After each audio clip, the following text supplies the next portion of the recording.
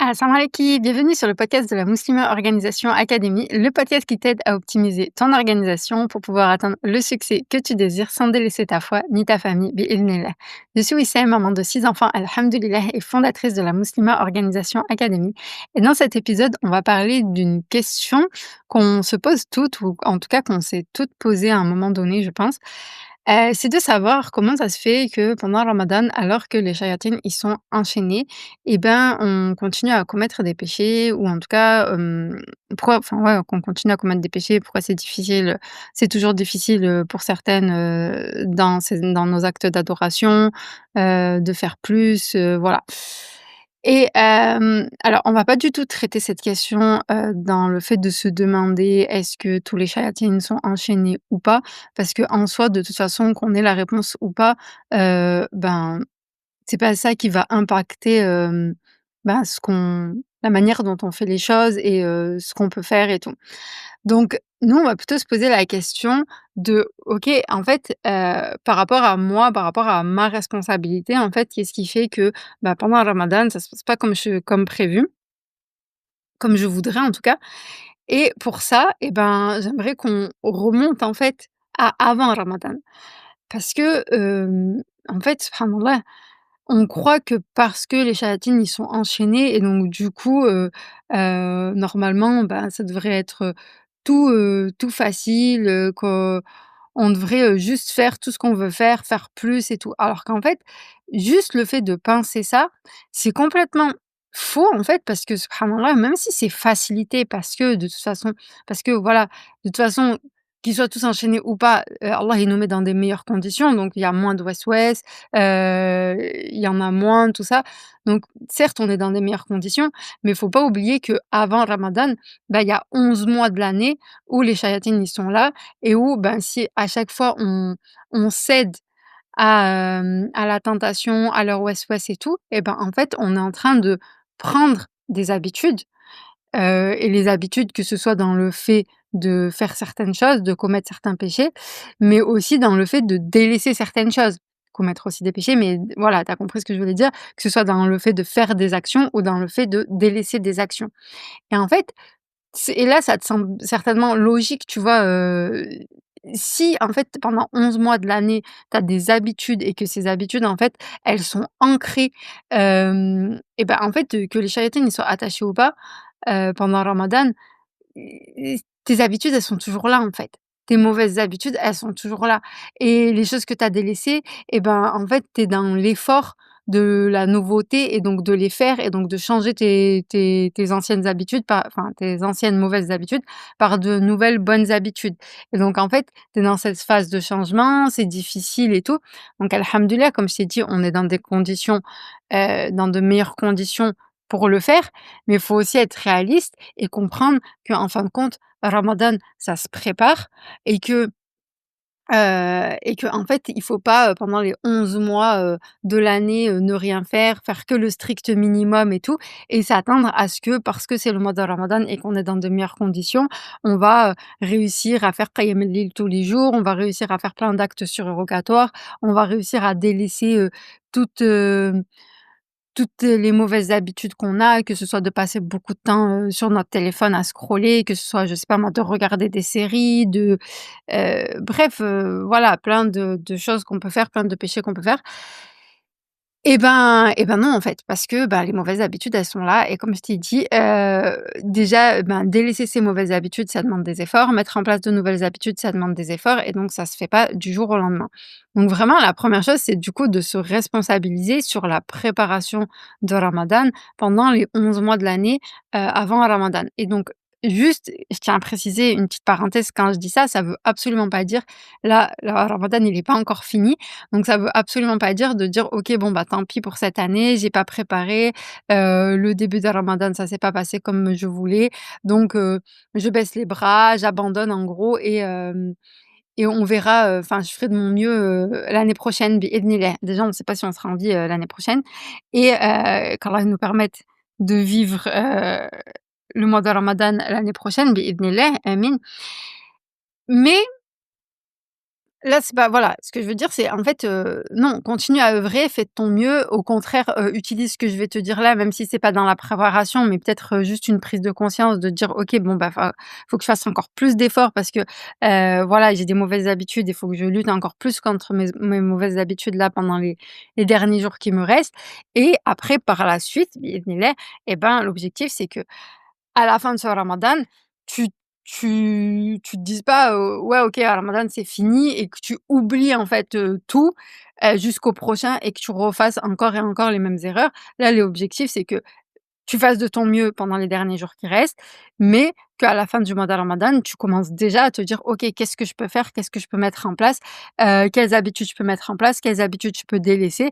pour que petit à petit, au fur et à mesure, j'évolue et que quand je vais, rencontrer le mois de ramadan l'année prochaine biidhnillah et ben, j'ai des facilités, j'ai déjà délaissé, certains péchés, j'ai déjà mis en place certaines habitudes et tout et donc ça va me faciliter biidhnillah et pour revenir sur le point de la responsabilité, subhanallah, pourquoi c'est important pour moi de te parler de ça? C'est parce que vraiment j'ai l'impression alors vraiment subhanallah, ça n'implique que moi, hein, c'est vraiment c'est mon propre avis, mais j'ai vraiment l'impression que je sais pas si c'est juste notre génération ou si c'est d'avant ou quoi, mais vraiment j'ai l'impression que en tout cas notre génération, à notre époque, on a vraiment pris cette habitude de se déresponsabiliser en disant: «C'est shaitan, qadar Allah et ouais mon nefs» et en fait en soi, c'est toutes des vérités. Bien sûr, qadar Allah,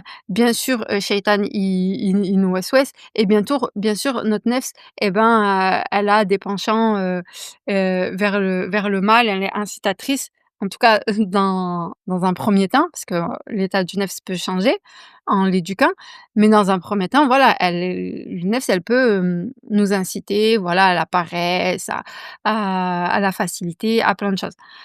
Bref, mais même si c'est des vérités, je trouve que nous, on s'en sert comme excuse. Parce qu'en fait, Allah subhanahu wa ta'ala, il nous a donné des clés, il nous a dit comment faire, il nous a dit qu'on devait œuvrer, pardon.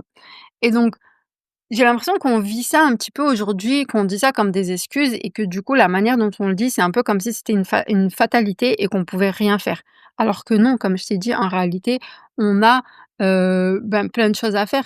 Déjà comme les invocations, comme, les protections, voilà et œuvrer en fait, faire les causes et tout. Faire les causes, c'est pas juste faire les causes, quand, tu as envie d'avoir quelque chose et quand, bah, du coup, voilà, tu passes à l'action pour avancer et vers l'atteinte de cet objectif. Faire les causes, c'est aussi faire les causes, bah, pour changer, pour éduquer son nefs, pour lutter contre les waswas du shaitan et par rapport au destin et ben, subhanallah, comme je t'ai dit, ne serait-ce que les invocations. Est-ce qu'on fait vraiment des invocations, sachant que les invocations, subhanallah, ça peut faire partie, dans certains cas, dans certaines conditions,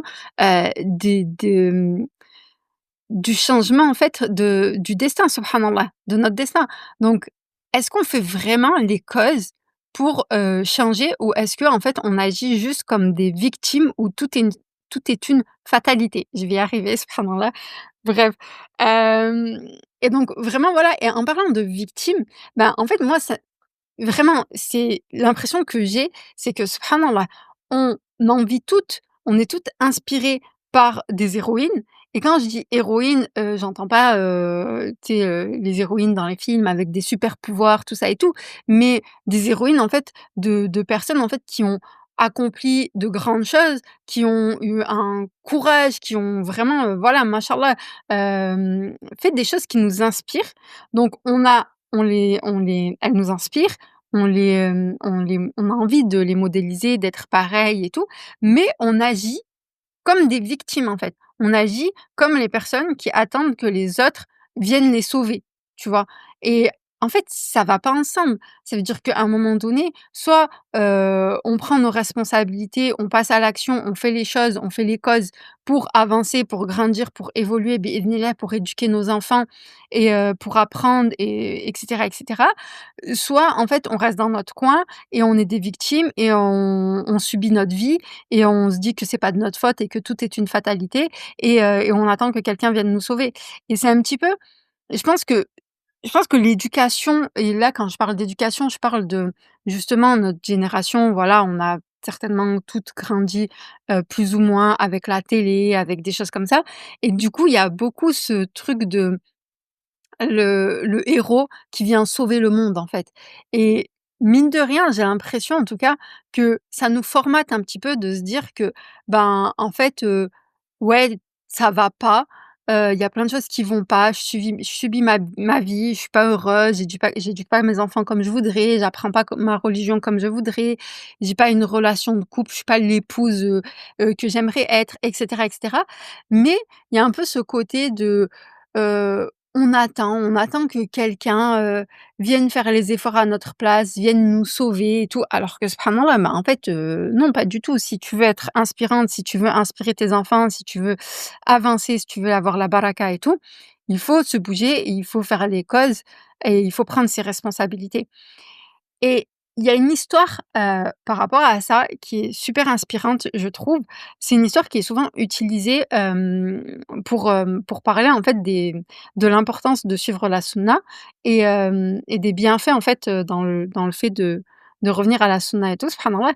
Mais moi cette histoire, je trouve qu'elle me fait penser justement à ce que je viens de te dire et à quel point en fait, ben, les sahaba, ils prenaient leurs responsabilités en fait.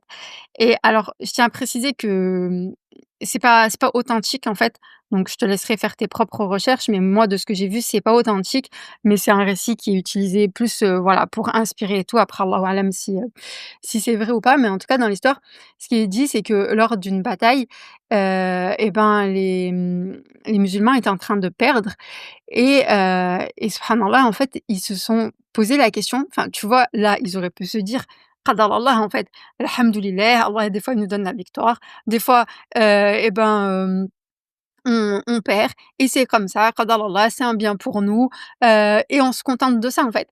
Et c'est un peu, du coup, la logique qu'on a aujourd'hui quand on se dit qadar Allah et de la manière qu'on a de se déresponsabiliser parce que quand tu te dis ça et que tu acceptes et que tu te dis que c'est un bien pour toi et que c'est comme ça et que tu peux rien y faire et ben, en fin de compte, tu fais rien, en fin de compte, pour changer les choses. Donc attention, bien sûr qu'on doit accepter, le qadar le destin, d'Allah subhanahu wa ta'ala, mais heu, en fait, il y a accepter ce qu'Allah il nous a prescrit, ce qu'Allah il nous a destiné, ça veut pas dire, encore une fois, qu'il faut pas faire les causes pour avoir du changement. Enfin, voilà, je trouve qu'en fait, des fois, on utilise certaines, choses de la religion, heu, à notre avantage pour rester des victimes et pour ne pas avancer, pour ne pas œuvrer. Et donc bref, je ferme cette parenthèse et donc du coup, pa pour revenir à l'histoire, eux, ils se sont pas dit ça. Eux, subhanallah, ils se sont dit quoi? Qu'est-ce qu'on a délaissé? Quelle sunna on a délaissé? Mais juste, subhanallah, vraiment juste, j'aimerais juste que tu réfléchisses 2 secondes, que tu te poses 2 secondes, mais où, nous, on se dirait ça, en fait? Ou non, on va se dire, parce qu'on est en train de perdre ou parce qu'on ne réussit pas ou parce que les choses ne se passent pas comme on voudrait que ça se passe, ou est-ce qu'on va se remettre en question, de se dire: «Qu'est-ce que j'ai fait? Quel péché j'ai commis? Qu'est-ce que j'ai délaissé? Qu'est-ce que je fais de mal, dans ma vie, dans mon quotidien, dans je sais pas, peut-être ma relation avec mon mari, dans ma relation avec mes parents, dans, ma relation avec le Coran, peut-être que je le délaisse et tout». Enfin bref, vraiment en tout cas, c'est très rare. Je dis pas qu'il y a personne qui le fait, mais c'est très rare malheureusement et aujourd'hui, nous, on est plus justement dans ce que je te disais en mode: «Ouais, ben, qadar Allah, c'est le destin, khair inch'Allah, c'est un bien pour moi, je devais pas réussir telle ou telle chose, ça devait pas se passer comme ça» et cetera et cetera. Non, eux, ils se sont dit: «Quelle sunna on a délaissée?» et ils ont réfléchi et ils se sont rendus compte qu'ils avaient délaissé la sunna du siwak. Mais juste vraiment subhanallah, encore une fois, tu vois? Parce que en fait, il y a tellement de choses dans cette histoire. C'est pas juste la c'est enfin moi je trouve qu'elle est pas inspirante juste sur le fait de revenir à la sunna et tout, d'appliquer la sunna, mais vraiment, elle est inspirante dans plein de choses. Voilà, dans le fait, comme j'ai dit, de prendre ses responsabilités, mais aussi quand tu regardes, tu te dis: «Mais, la sunna du siwak», tu vois? On n'est pas en train de parler de sunna, heu tu sais vraiment, je sais pas moi, des sunnas sur les prières surérogatoires que le prophète sallallahu alayhi wa sallam il délaissait jamais. On n'est pas en train de parler de grandes choses. Vraiment, la sunna du siwak. ils se sont dit: «On a délaissé la sunna du siwak» et donc du coup, ils se sont tous enfin, en tout cas par rapport au à l'histoire, ils se sont tous mis à, du coup, à utiliser le siwak et subhanallah, en tout cas, si c'est vrai, c'est juste un truc de fou, enfin, vraiment subhanallah. Parce que, selon l'histoire et ben, du coup, ils ont eu la victoire, même pas en continuant, en fait, à se battre. C'est qu'Allah subhanahu wa ta'ala, il a mis la peur, du coup, dans chez les ennemis parce que, en fait, en les voyant comme ça utiliser le siwak, de loin, en fait, ça leur a donné l'impression qu'ils étaient comme si en train de se limer les dents et du coup, de se préparer, en fait, à un acte, subhanallah, voilà, qui leur a fait peur et donc du coup, ils ont commencé à fuir et c'est comme ça que les musulmans, ils ont eu la victoire.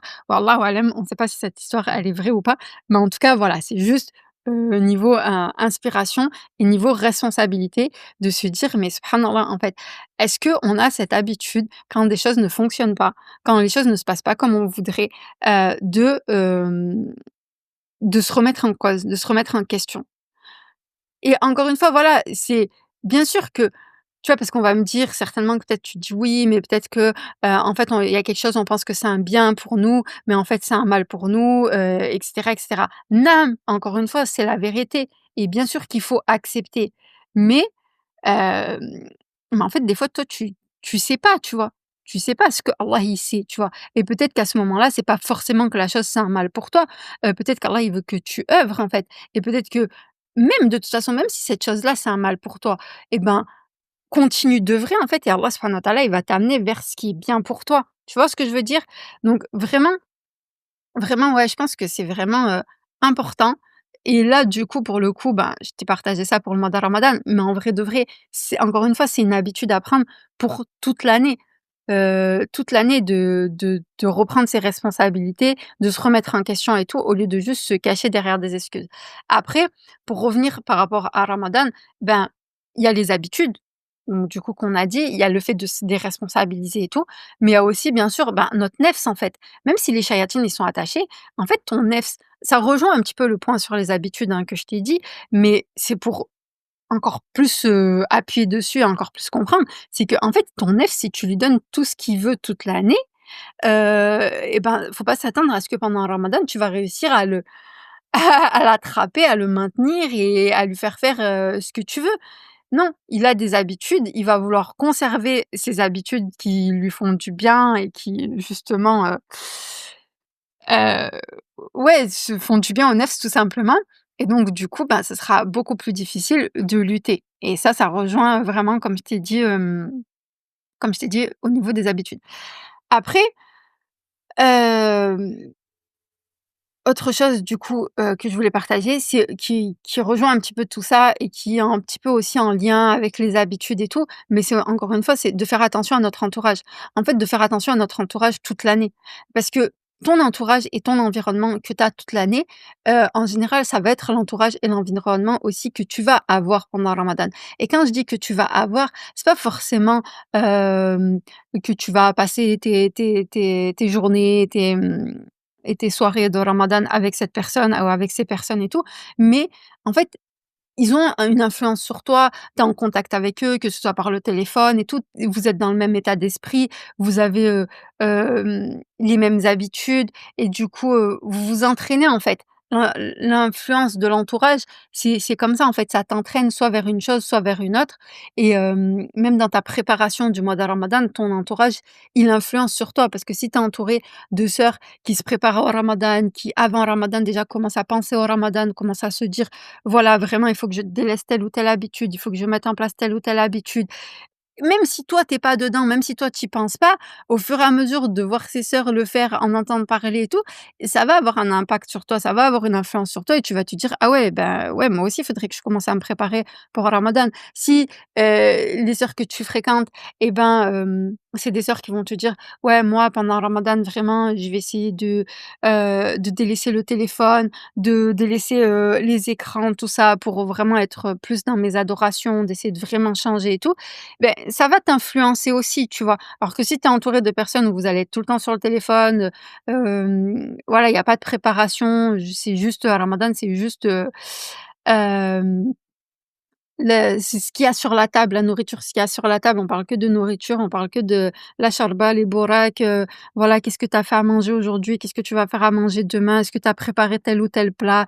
Est-ce que tu as congelé, des aliments pour te préparer et tout? Ça va avoir une influence sur toi. Encore une fois, je critique pas et bien sûr que tu peux préparer des choses pour te faciliter en cuisine et tout. Là est pas la question. C'est juste de dire, mais en fait, même quand tu prépares tout, de toute façon ça j'en ai déjà parlé dans un podcast. Est-ce que à la fin de ton ramadan, tu sens vraiment que ça a changé? Tu sens vraiment que tu as grandi et que tu as évolué bi-idhnillah?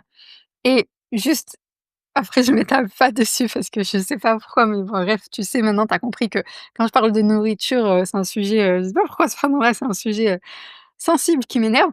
Mais encore une fois, tu vois, c'est en lien. Je l'ai déjà dit dans un épisode, je sais plus lequel, mais c'est en lien en fait. Si, tous les soirs, de Ramadan et ben, tu donnes à ton nefs tout ce qu'il a envie de manger, c'est-à-dire que la journée, tu envie de ça, tu envie de ça, tu envie de ça. Du coup, tu utilises ton temps pour préparer ce que ton nefs il a envie. Le soir, tu lui donnes à manger tout ce dont il a envie. Heu, Tu sais, faut pas s'attendre à évoluer et à grandir pendant Ramadan, sur, justement, ses habitudes, devenir, une personne qui est vraiment changée et mieux gérer son nefs, en fait. Parce qu'en fait, tu es juste en train de le contenir parce que tu n'as pas le choix et parce que c'est obligé de jeûner. Donc tu le maintiens même si tu as envie de manger, que tu as envie de boire et tout. Donc là, tu es juste en train de voilà, de le maintenir, mais dès que le maghrib c'est l'heure, ça y est, le nefs on le lâche et hop, il prend le contrôle, il a tout ce qu'il veut, on lui fait plaisir, on lui donne tout ce qu'il veut et tout et donc ça, c'est pas de l'éducation du nefs, c'est juste en fait, ouais, tu maintiens quelqu'un dans toutes tes forces et après tu le libères et il fait ce qu'il veut, tu vois? Puis hop, tu le remaintiens, puis après tu le libères, il fait ce qu'il veut. Non, l'éducation, c'est vraiment un changement petit à petit, mais avec, vraiment, ouais d'accord, toute la journée tu manges pas, mais ça veut pas dire que le soir, tu as le droit d'avoir tout ce dont tu as envie. Enfin bref, je referme cette parenthèse et donc, qu'est-ce qu'on pourrait dire par rapport à ça? Du coup, on a dit, bah, accepter subhanallah qu'on a toujours une part de responsabilité et et voilà, arrêter de se cacher derrière les excuses et en fait, qu'est-ce que tu peux faire? C'est en fait, au lieu de te cacher derrière les excuses, bah, remplacer les excuses par des solutions. Comme dans le récit, où, s'il est authentique, ben, ce que les sahaba ils ont fait, c'est au lieu de se dire: «Ben, heu, tant pis, qadarallah, c'est impossible, ça m'était pas destiné» et cetera, c'est de se dire: «OK, qu'est-ce que je peux faire? Comment je peux faire, en fait, pour y arriver?» et parmi en fait, subhanallah, regarde, même parmi ces choses-là, dans l'acceptation, du destin, tout ça et tout, pour te montrer en fait à quel point on est vraiment, ouais, je sais pas comment dire ça, mais, franchement peut-être c'est dur ce que je vais dire, tu vois? Mais j'ai l'impression que vraiment des fois on est hypocrite dans ce qu'on dit et dans notre manière de penser, dans notre manière de faire les choses. C'est que d'un côté on va se dire: «Ouais, c'est le destin», mais d'un autre côté, tu vois, on va pas faire les causes, comme je te disais, des invocations et même par exemple de, salat istikhara. Parce qu'en fait, tu sais, si vraiment, si tu as fait salat istikhara et si tu sais que de toute façon, tu as demandé à Allah subhanahu wa ta'ala de, heu, de te rapprocher si c'est un bien pour toi, de t'éloigner si c'est un mal pour toi, en fait, tu vas continuer à œuvrer et Allah, il va t'apporter ce qu'il y a de mieux pour toi. Mais toi, tu vas continuer à œuvrer. Tu vas pas t'asseoir en te disant: «Qadarallah, tant pis, ça m'était pas destiné». Je sais pas si tu vois ce que je veux dire? Des fois, c'est des fois, vraiment, c'est très subtil, en fait, c'est très fin le, les changements à faire et tout. Parce qu'en soi, bien sûr, on remet pas en question le fait de devoir accepter le destin et tout. Mais c'est juste qu'en fait, dans nos actions, heu ouais, on fait pas ce que Allah subhanahu wa ta'ala, il nous a dit de faire, en fait. On fait pas ce que le prophète sallallahu alayhi wa sallam, il nous a dit de faire, en fait. Donc bref, voilà, plutôt que de te dire, par exemple, tu vois, par exemple, voilà, regarde, des autres excuses, au lieu de se dire: «Bah, j'ai pas le temps pour apprendre le Coran», bah, en fait, de dire: «Bah, comment je peux mieux m'organiser? Comment je peux mieux organiser mon emploi du temps pour le faire?» en fait, subhanallah. Et bah, petite parenthèse, si justement tu veux mieux t'organiser, hésite pas à réserver un appel avec moi pour qu'on en parle bi-idhnillah. Mais voilà, en fait, c'est toujours comme ça. Même ça, en fait, je n'ai pas le temps pour mes enfants, je n'ai pas le temps pour ceci, c'est des habitudes inconscientes qu'on prend, mais la manière dont on dit les choses et encore une fois, ça arrive, ces habitudes, cette manière de parler et tout, elle est tellement ancrée que même moi aujourd'hui, des fois je me reprends à dire, voilà, «J'ai pas le temps» et tout, mais en fait non, c'est pas que j'ai pas le temps, c'est que j'ai pas voulu prendre le temps pour faire telle ou telle chose ou en tout cas j'ai pas voulu prendre le temps à ce moment-là pour faire telle ou telle chose. Parce que en fait, c'est pas une question de temps, c'est une question de priorité. Tu dois apprendre à prioriser et en fait, on a toutes 24 heures. On va dire la seule chose qui influe les unes par rapport aux autres, c'est la baraka qu'Allah subhanahu wa ta'ala il met dans notre temps. Mais encore une fois, il faut pas le vivre comme une fatalité et de se dire: «Ouais, mais elle, mashallah, Allah il lui met la baraka dans son temps et tout». Mais te dire: «En fait, qu'est-ce que je peux faire aujourd'hui pour que Allah subhanahu wa ta'ala, il mette la baraka dans mon temps?» Et ça passe par des actions, ça passe par commencer à faire des sacrifices sur certaines choses, pour commencer à mettre plus de choses qui, du coup, te donnent plus de baraka dans ton temps. Je sais pas si tu vois ce que je veux dire, mais en fait, c'est vraiment j'ai envie de dire, c'est prendre les choses à l'inverse de ce dont on a l'habitude, mais encore une fois, en vrai de vrai, c'est pas les prendre à l'inverse, c'est juste les remettre dans le bon sens. C'est pas, une fois que toute ta maison elle sera nickel et qu'elle sera rangée et tout, que tu vas prendre le temps pour le Coran. Parce que sinon, bah, bien sûr que tu auras jamais de baraka dans tes journées. Mais c'est de faire l'inverse en fait, et de prendre ce temps pour le Coran, pour tes apprentissages, pour l'éducation de tes enfants, heu voilà, pour apprendre à être une meilleure épouse, avoir une meilleure relation avec ton mari et cetera et après tu vas avoir la baraka et tu vas subhanallah, tu vas réussir à faire ça et en même temps, ton foyer, il sera encore mieux géré qu'avant, subhanallah. Désolée, petite interruption, du coup, je sais plus trop ce que je disais, mais khair inch'Allah. En tout cas, ce que je voulais dire, c'est vraiment, voilà, c'est, être responsable, c'est vraiment être capable de respecter ses engagements et de respecter ses engagements même envers soi-même. Les engagements, c'est pas que envers les autres, c'est pas que envers les gens, mais c'est aussi respecter les engagements envers soi-même. Par exemple, en fait, si tu décides de changer et de te lever plus tôt, pour, prier un petit peu avant le fajr, par exemple, bah, le matin, tu laisses pas la paresse, pardon, décider pour toi le matin, en fait. Tu prends vraiment ta responsabilité et tu mets en place cette habitude, tu forces jusqu'à que ça devienne une habitude bi-idhnillah. Si tu décides, enfin voilà, quand tu dois faire, du rangement chez toi et tout, tu le fais petit à petit, tu mets en place, des habitudes un rituel, on va dire, de rangement, quotidien qui te permettent justement, bah, de passer d'une maison en désordre à une maison, qui est rangée, qui est agréable pour toute la famille et tout. Mais tu attends pas la motivation, tu vois? Ou tu vas pas chercher la motivation. On a bien compris que ça marchait pas. Je pense qu'on a toutes regardé, plein de vidéos YouTube, en mode, motivation, ménage du dimanche et cetera. Ça fonctionne pas. Au final, tu regardes, 3-4 vidéos. À chaque fois, tu as une pulsion, tu as l'impression que tu vas faire le ménage et que ta maison, elle va être nickel. Mais au final, ça marche pas. Hem, c'est beaucoup plus rentable en termes de temps, de mettre des petits rituels, tu vois, de rangement où tu avances petit à petit et où, ben, en fait, voilà, petit à petit, tu enlèves tout ce désordre. Tu as une maison qui est plus saine, qui est plus agréable et tout. Enfin bref, tu as compris ce que je voulais dire. Donc en gros, pour résumer, ben, c'est agir, c'est, assumer, prendre la responsabilité, c'est apprendre aussi, apprendre en fait des essayer de tirer des leçons des choses quand elles ne se passent pas comme prévu. Par exemple, je vais donner un exemple, business. Si tu attires pas les clientes, que tu veux, si tu attires pas, autant de clientes que tu voudrais, si, je sais pas moi, tu as pas un taux de satisfaction cliente, qui te satisfait pour le coup et ben, en fait, au lieu de se dire, «Bon, bah, qadarallah, c'est comme ça, alhamdoulilah, j'ai déjà, 1 ou 2 clientes, c'est déjà bien et tout». Bah, en fait, c'est de te dire, «Naam, bien sûr, alhamdoulilah, on remercie Allah». Mais c'est de se dire: «OK, qu'est-ce que je peux faire, en fait? Comment je peux améliorer mon offre? Comment je peux améliorer ma communication? Comment je peux, voilà, traiter mes clientes? Qu'est-ce que je peux apporter en plus à mes clientes pour qu'elles soient vraiment satisfaites?» et cetera et cetera. Donc en fait, vraiment sur le moment et c'est ce qu'on disait tout à l'heure de toute façon avec le récit et tout, c'est sur le moment où il y a ce blocage, où il y a la chose qui se passe pas vraiment comme prévu, ben, d'avoir vraiment ce mindset proactif, de se dire: «OK, qu'est-ce que je peux faire en fait?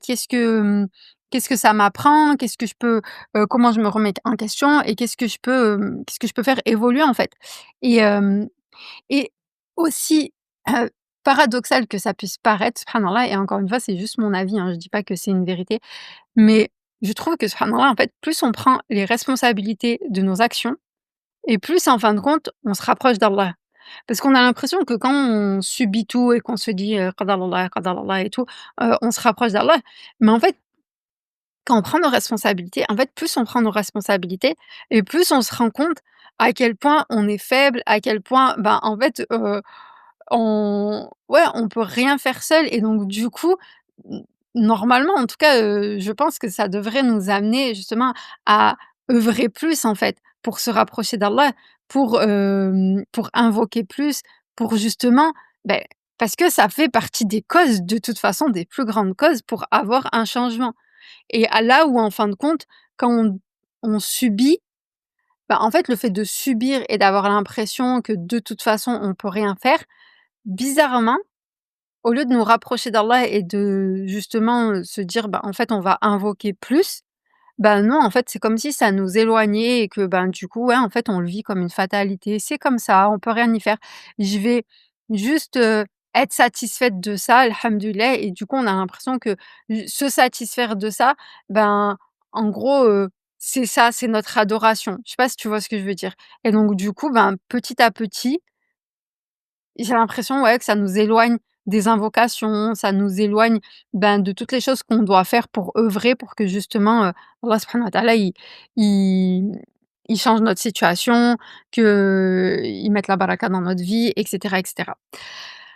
Donc voilà, après, il y a plein de questions que tu pourrais te poser, en fait, subhanallah, pour essayer de changer par rapport à ça. Par exemple, prendre l'habitude, parce que en fait, quand on parle d'habitude, les habitudes, c'est pas que des actions. Les habitudes aussi, c'est dans ta manière de penser, et dans ta manière de penser, c'est aussi les questions que tu te poses quand tu fais face à une difficulté, tu vois? Et la manière dont tu agis, quand tu fais face à une difficulté. Et encore une fois, quand je dis difficulté, c'est pas forcément, que des trucs, comme, l'histoire que je t'ai racontée avec vraiment des grandes difficultés, comme, des batailles ou vraiment des grosses, grosses, grosses épreuves.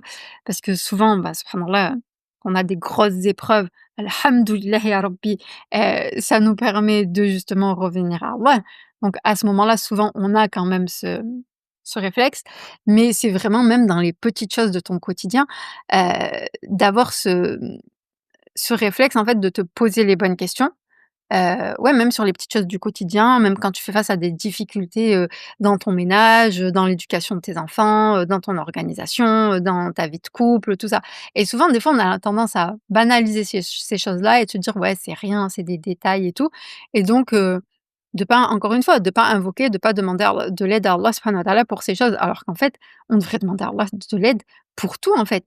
Tu as des problèmes dans l'éducation avec tes enfants, bah, déjà la première chose, certes, il y a plein de trucs, d'astuces, de choses qu'on peut mettre en place, de la communication, tout ça et tout. Mais en fait, en tant que musulmane, la base, la première chose qu'on devrait faire, c'est invoquer. C'est invoquer, invoquer, invoquer, encore et encore, pas juste une fois, en fait. C'est quand tu veux quelque chose, de la dunya, et qu'il y a quelqu'un, qui a les capacités, tu vois, de te les donner, c'est cette personne, tu vois, tu es capable d'aller taper à sa porte et d'aller lui demander de te donner ou de te prêter telle ou telle chose, plusieurs fois, en fait. Et pourquoi, en fait, on fait pas ça avec Allah subhanahu wa ta'ala qui peut tout nous donner? On va demander une fois: «Ya Rabbi, aide-nous, aide-moi à éduquer mes enfants», et khalas, on oublie l'éducation de nos enfants, et après on galère avec l'éducation de nos enfants, mais on oublie, et on va juste mettre en place, voilà, des choses, je sais pas comment dire ça, pragmatique, avec des conseils, de la communication, tout ça et tout. Mais bien sûr que tout ça, c'est bien. Mais déjà, la première cause qu'on peut faire, c'est justement de revenir à Allah subhanahu wa ta'ala, de faire des invocations, de prendre l'habitude d'invoquer pour toutes les choses de notre vie, et ça fait partie voilà, des invocations qu'on devrait faire, de demander à Allah subhanahu wa ta'ala que ce mois de ramadan, il soit bénéfique, qu'il nous permette de grandir, d'évoluer, d'être une meilleure personne tout au long de l'année et de tout au long de l'année invoquer pour que justement, on soit une meilleure personne et qu'on évolue pour que le ramadan, prochain, bi-idhnillah, et ben, on puisse grandir encore plus et comme ça, vraiment, subhanallah, on peut rentrer dans un cercle vertueux où en fait, ton année prépare ton mois de ramadan, ton mois de ramadan prépare ton année et voilà et subhanallah, quand c'est comme ça peut être que bénéfique bi-idhnillah. Après juste, bah, ouais, par rapport au temps, bah, ouais, c'est de se poser la question à chaque fois, c'est de se dire: «OK, en fait, est-ce que j'utilise mon temps de manière intentionnelle ou est-ce que je le laisse filer, en fait? En gros, c'est est-ce que, je prends les décisions par rapport à ce que je fais dans ma journée, et donc dans la manière dont j'utilise mon temps? Ou est-ce que en fait, je subis mes journées et donc du coup, le temps il passe comme ça et je comprends même pas ce qui se passe, tu vois?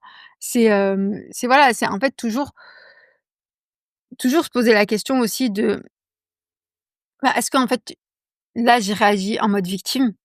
Et en mode, ben, tout est contre moi, c'est pas de ma faute, pourquoi ça m'arrive et ceci, cela, nin ou est-ce que, bah, en fait, j'adopte une mentalité, heu, encore une fois, tu vois, «d'héroïne» entre guillemets, de leaduse, tu vois? Et où je me dis: «Bah, en fait, comment je peux agir pour changer la situation?» Et tu vois, la question que tu te poses là, subhanallah, c'est: «Comment je peux agir pour changer la situation?» Bien sûr que tu es pas en train de dire: «Comment je peux changer la situation?» parce qu'en vrai de vrai, on n'a pas le contrôle sur ça, tu vois? C'est Allah qui va changer, Allah subhanahu wa ta'ala qui va changer ta situation ou non. Mais toi, la question que tu dois te poser à chaque fois, c'est: «Moi, personnellement, là, maintenant, tout de suite, qu'est-ce que je peux faire? Comment je peux agir pour faire les causes et donc pour changer ma situation?» bi-idhnillah. Voilà, voilà. Après, il y a plein d'autres questions qui me viennent, que tu pourrais te poser, enfin voilà, qui rentrent par rapport à tout ça, mais du coup, je vais juste regarder et je pense que ouais, je pense qu'on je me suis pas rendu compte, en fait, on a déjà bien, bien, bien dépassé. Donc, khayr inchallah, peut-être que je referai un autre épisode, vraiment spécifique avec, tout un tas de questions que tu peux te poser pour, heu pour changer ton approche, en fait, être plus responsable et et voilà, et changer un petit peu cet état d'esprit de victime et plus être en mode, leaduse, plus être en mode héroïne. Je sais pas, aujourd'hui, j'ai envie de parler d'héroïne, de personnes inspirantes, subhanallah, donc voilà, peut-être que je referai un épisode sur ça, mais du coup, ben, voilà, barakallahu fiki, qu'Allah te facilite, qu'Allah te permette, d'œuvrer, au maximum pendant ces derniers jours de Ramadan bi-idhnillah. Encore une fois, si tu peux partager, le podcast, ça me ferait super plaisir, ça m'aiderait à faire connaître le podcast bi-idhnillah. Laisse-moi un commentaire et une note pour l'épisode. Comme ça, ben, voilà, encore une fois, ça permet de faire connaître le podcast et moi, ça me ferait super plaisir aussi de lire, d'avoir vos avis sur le podcast. Est-ce que ça vous plaît? Quels épisodes vous plaisent et tout? Qu'est-ce que vous avez envie, hem quels sont les sujets que vous avez envie que j'aborde sur le podcast bi-idhnillah, donc n'hésitez pas à laisser une note, des commentaires, ça me ferait super plaisir et je te dis au prochain épisode inch'Allah. Assalamu alaikum.